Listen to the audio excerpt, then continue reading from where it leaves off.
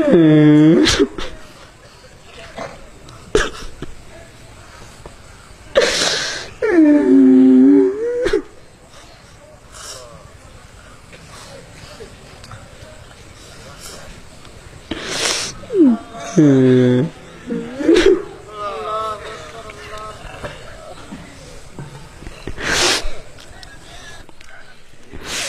জন্য নবী জানিয়েছেন হোমা জান্নাতুকা হোমা নারুকা, তোমার মা বাপ তোমার জান্নাত, মা বাপ তোমার জাহান্নাম।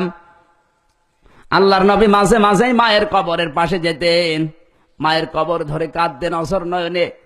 সাহাবীরা জিজ্ঞাসা করেন, হুজুর আপনি কাঁদেন কেন? বিশ্ব নবী বলেন, সাহাবীরা আমার মায়ের ওই ছোট্ট বেলার আদরের কথা আমার মনে পড়ে গেছে। আর যাদের মা নেই তাকান, ওদের আদর করার কেউ নেই। পৃথিবীর মানুষের দেখেছি ডাক দিলেও একটা বিষ বের হয়, কিন্তু মা বাবার ডাকের ভেতরও একটা আদর মধুমাখা। কথা বলেন ঠিক কিনা? মা বাবার মতো আদর দিয়ে পৃথিবীতে কেউ ডাকতেও পারে না। এজন্য দুনিয়ায় কোরআন নাযিল করে আল্লাহ যত জায়গায় মা বাবার নাম দিয়েছেন, সঙ্গে সঙ্গে আমার আল্লাহ ব্যাখ্যা দিয়েছেন। পৃথিবীর কোন মানুষের নামে এত ব্যাখ্যা আমি পাইনি। কোরআন শরীফ গবেষণা করেছি, কোন জায়গায় এত ব্যাখ্যা পাইনি যত ব্যাখ্যা আমার আল্লাহ মা বাবার নাম নিয়ে নিয়ে দিয়েছেন। জোরে বলুন সুবহানাল্লাহ।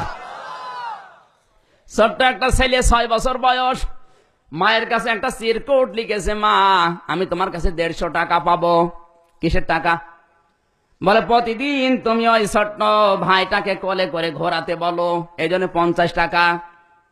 ফুলের চারায় পানি দিতে বলো বিকাল বেলা, এই জন্য আরো 50 টাকা। ওই যে রাতে ঘুমানোর আগে মশারি টাঙিয়ে নাও আমাকে দিয়ে, এই জন্য আরো 50 টাকা। এই 150 টাকা তোমার কাছে আমি পাবো, দয়া করে আমার টাকাগুলো দাও। বাবা বলে মা বলে, বাবা তোর ভাউচার গুলো আমার হাতে দে। তোর তো 3টা ভাউচার আর আমার 5টা ভাউচার। ছেলে বসে না, বলে মা তোমার আবার কিসের ভাউচার? মা বলে, বাবারে তোর ভাউচার তো তুই বানিয়েছিস, আর আমার ভাউচার আমার আল্লাহ নিচে বানিয়ে দিয়েছে।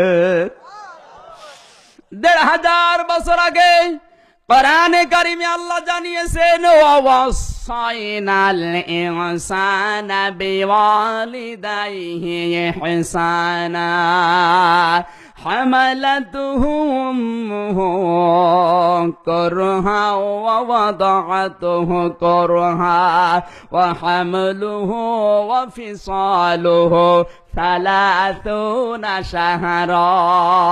জোরে বলেন আল্লাহু আকবার। সূরা হাকাব 26 নাম্বার পারা 2 নাম্বার পৃষ্ঠার 10 নাম্বার লাইনে 2 নাম্বার রুকুর 15 নম্বর আয়াতের প্রথম অংশে আছে। তাফসীর ইবনে কাসির থেকে বলছে, আল্লাহ পাক বলেন পৃথিবীর সব মানুষের জন্য আমার উপদেশ, নসিহত, ওসিহত, এই তোমার মা বাবার সাথে ইহসান করবা। কারণ তোমার মা তোমাকে কষ্টের পরে কষ্ট সহ্য করে পেটে নিয়েছে।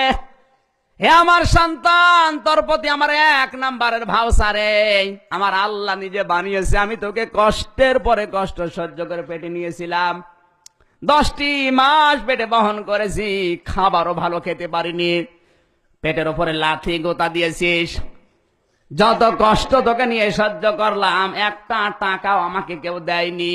এই ভাউচারটা নে, কি দিবি দে। আমার 2 নাম্বারের ভাউচার আমার আল্লাহ বানিয়েছেন। পৃথিবীর জমিন তোকে দেখানোর জন্য ডেলিভারির যে কষ্ট আমি সহ্য করেছি, পৃথিবীর কেউ বুঝবে না। 1 বালতি রক্ত আমি তোর জন্য জমে ঝরালাম, একবারে এতগুলো রক্ত মানুষের শরীর থেকে ঝরলে লোকটা বাঁচে না, কিন্তু তোকে দুনিয়ার মুখ দেখাতে গিয়ে 1 বালতি রক্ত আমি ঝরিয়েছি। এতগুলো রক্ত তোর কারণে ঝরেছে, একটা টাকাও আমাকে কেউ দেয়নি। দয়া করে আমার 2 নাম্বার ভাউচারটা রাখ। আমার 3 নাম্বারের ভাউচার, 2.5 বছর পর্যন্ত তোকে আমি বুকের দুধগুলো খাওয়িয়েছি। 30 শাহরা 30 মাস। মাত্র 215 বছর আগে বিজ্ঞান প্রমাণ করেছে, মানুষ জন্ম হওয়ার পরে প্রতিদিন মায়ের স্তন থেকে 8 বার করে দুধ খায়, প্রত্যেকবার 1 পোয়া করে, প্রতিবার 1 পোয়া করে, 8 বারে 2 কেজি হয়। 2.5 বছর হিসাব করেন, 30 মাস। কম পক্ষে মায়ের স্তন থেকে একটা মানুষ দুধ খেলে 76 মণ দুধ খেয়েছে। তোর জন্য 76 মণ দুধ আমি দিয়েছি, একটা টাকাও আমাকে কেউ দেয়নি। এ ভাউচারটা রাখ। 4 নম্বরে ভাউচার, তোর যখন জ্বর, তুমুল জ্বর, ডাক্তাররা ফেরত দিয়েছে। আমি রাতের বেলা নামাজ আর রোজা তোর মাথার কাছে বসে বসে মান্নত করতাম, ডাক দিয়ে বলতাম, রব্বুল আলামিন, আমার কলিজার টুকরা সন্তানের যদি হায়াত না থাকে আমি হায়াত দিয়ে দিলাম, তুমি আমাকে মেরে ফেলো, আমার কলিজার টুকরা ছেলেকে বাঁচিয়ে রাখো। বাবারে, তোর জন্য আমার হায়াত পর্যন্ত আমি দিয়ে দিয়েছি, এই ভাউচারটা রাখ। আমার 5 নম্বরে ভাউচার, তুই রাতের বেলা যতদিন বাড়ি না ফিরিস ততদিন আমি তোর জন্য রাত জেগে থাকি। তার বাস্তব প্রমাণ আমার মা। সারা বাংলাদেশের প্রায় 61টা জেলা আমি ঘুরেছি, যেখানেই থেকে বাড়ি যাই একটা ডাক দিলে মা যেদিন বাড়িতে থাকে আগে দরজা খুলে দেয়। দেখি কাঁদতেছে, জিজ্ঞাসা করে কাঁদো কেন? বলে যে কাঁদি এই জন্যে যেদিন আমি থাকবো না ওই দিন বুঝবি। তুই যতক্ষণ পর্যন্ত বাড়িতে না আসিস, রাত 2টা 3টা 4টা বাজক আমার ভালোভাবে ঘুম হয় না। বারবার আমি দেখি গাড়ির হরেন বাজে কিনা। ও বাবা, 5 নাম্বার ভাউচারটা রাখ। আমার ভালোবাসা, আমার মহব্বত, দয়া সব আমি উজাড় করে দিয়েছি, একটা টাকাও আমাকে কেউ দেয়নি। বিশ্বনবী বলেন, কিয়ামতের ময়দানে সূরা আরাফের তাফসিরে আছে, একটা প্রাচীর আল্লাহ বানাবে, আরাফ নামক প্রাচীর।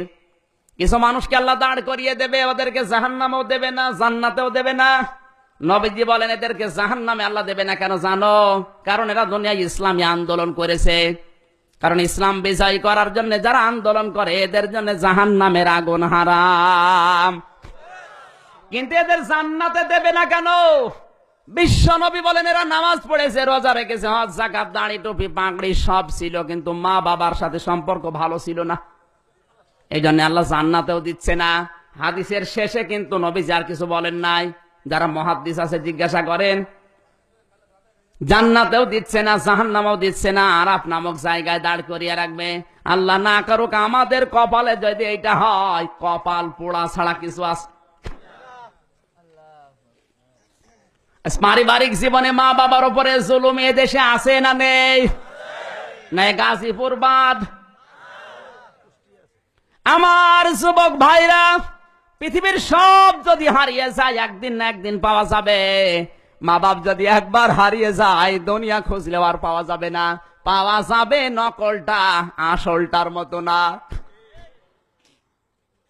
আমার ভাইরা, কোরআনে কারিমের জন্য যেখানে খরচের নীতিমালা দিয়েছেন, ইয়াসআলুনাকা মাযা ইউনফিকুন কুল মা আনফাকতুম মিন খায়রিন ফালিল ওয়ালিদাইনি ওয়াল আকরাবিন।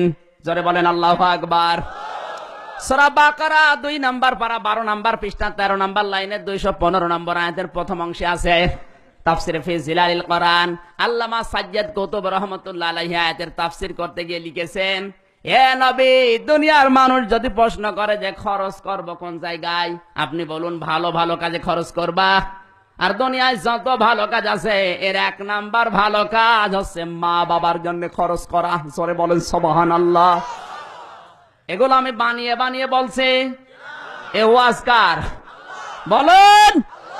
কারণ পৃথিবীতে কোন মানুষ যদি মা বাবার জন্য খরচ করে, নবীজি বলেন ওটা খরচ থাকে না, ওটা সাদগা হয়ে যায়। আরো আসতে বলেন।